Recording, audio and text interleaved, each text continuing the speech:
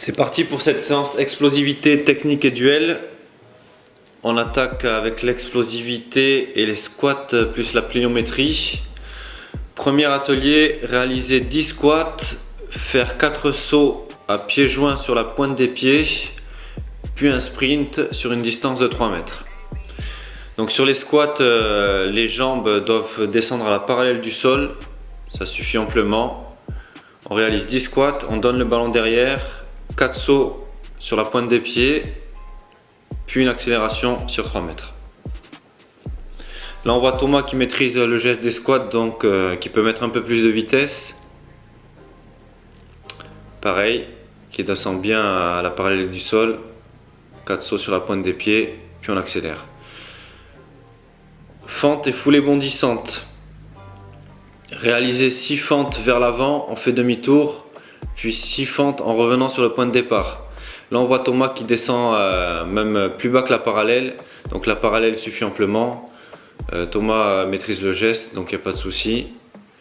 Mais si vous ne maîtrisez pas, dans un premier temps, descendez à la parallèle, ça suffit amplement. Pareil, avant de mettre de la vitesse sur les gestes, prenez votre temps. Le but du jeu, c'est de bien réaliser le geste. Là, on voit Fares qui prend son temps et qui descend à la parallèle, ça suffit amplement. Donc 6 fentes vers l'avant et 6 fentes au retour. Suite à ça, on va passer sur les foulées bondissantes sur une distance de 15 mètres. Donc le but du jeu, c'est de faire le moins de foulées possible, soit d'aller le plus loin possible sur chaque foulée. Donc là on voit Farrell qui réalise les 15 mètres sur 5 foulées, puis Thomas qui allonge bien et qui arrive sur 4 foulées, donc c'est excellent. Sprint avec résistance parachute. Sur les 2 premiers ateliers, on a vu que la résistance était un melting ball. Cette fois-ci c'est un parachute qu'on a mis contre le vent pour avoir une très grande résistance. Pareil sur une distance de 15 mètres. Donc à chaque fois, dans un premier temps, vous avez un exercice avec résistance, puis sans résistance. Donc la sprint classique sur une distance de 15 mètres. On voit que les joueurs commencent à être usés, c'est normal.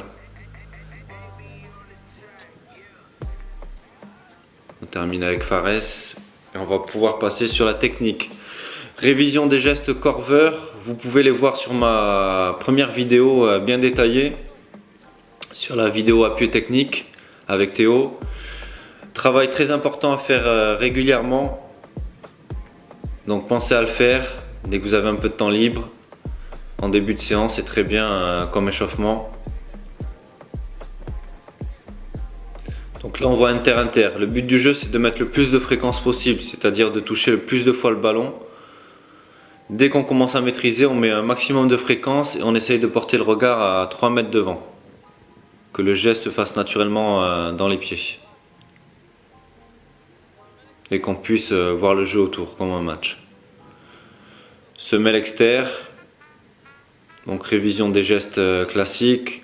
Ensuite on va en voir des nouveaux.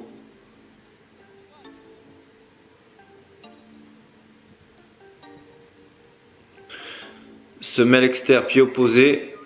Donc semelle d'un pied, externe de l'autre. Avec Fares ici. Si vous ne maîtrisez pas, ça ne sert à rien de mettre beaucoup de fréquences. Dans un premier temps, maîtrisez le geste, c'est le plus important. Et ensuite, au fur et à mesure, on met de la fréquence, puis on porte le regard au loin.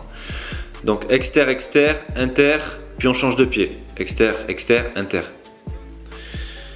Nouveau geste, externe, inter, externe, inter. Donc on touche 4 fois le ballon d'un pied, puis 4 fois le ballon de l'autre. Ça va nous préparer pour la suite au geste qu'on va apprendre. Nouveau geste. Externe, inter, d'un pied puis de l'autre.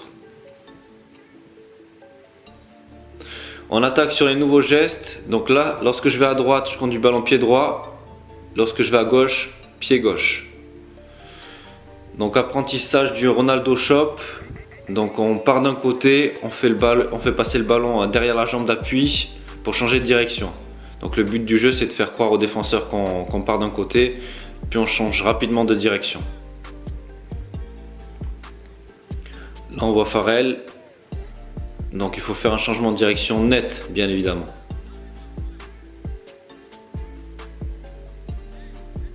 Puis Fares. On enchaîne avec l'élastico, puis élastico inversé. Donc exter-inter dans un premier temps, puis inter-exter. Très rapidement. Très rapidement sur le geste. Super. Voilà. Puis on enchaîne sur les duels 1 contre 1. Là vous avez une porte de chaque côté.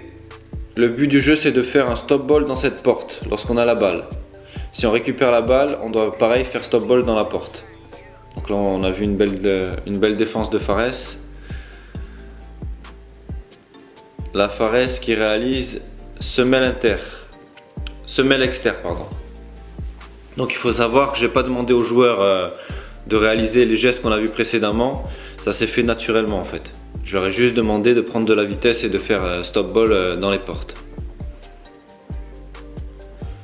Farrell en position d'attaquant. Donc qui essaye de déstabiliser Thomas en protégeant bien son ballon. Et on voit un très joli petit pont. Puis stop ball.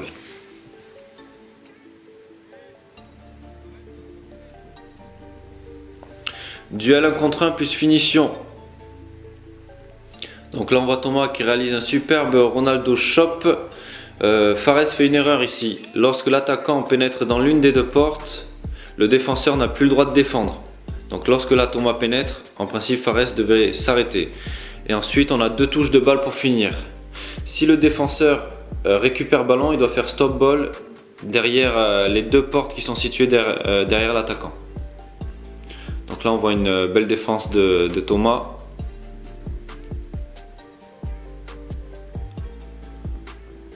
Donc là, Fares qui prend de la vitesse, ensuite il a 2 touches de balle dans la surface pour finir. La priorité, finir sur les côtés.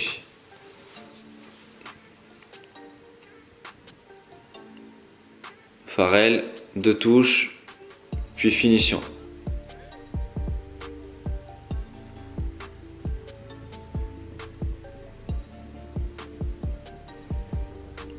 Là on voit élastico inversé, même si c'est réalisé en 2 temps, ça a permis de déstabiliser le défenseur. Donc inter, exter. Puis finition. Je vous remercie. Je vous dis à bientôt sur ma chaîne Coach Johan. N'hésitez pas à vous abonner et à me contacter sur les différents réseaux sociaux que je vais mettre dans la description. Je vous dis à bientôt sur Coach Johan et encore une fois merci.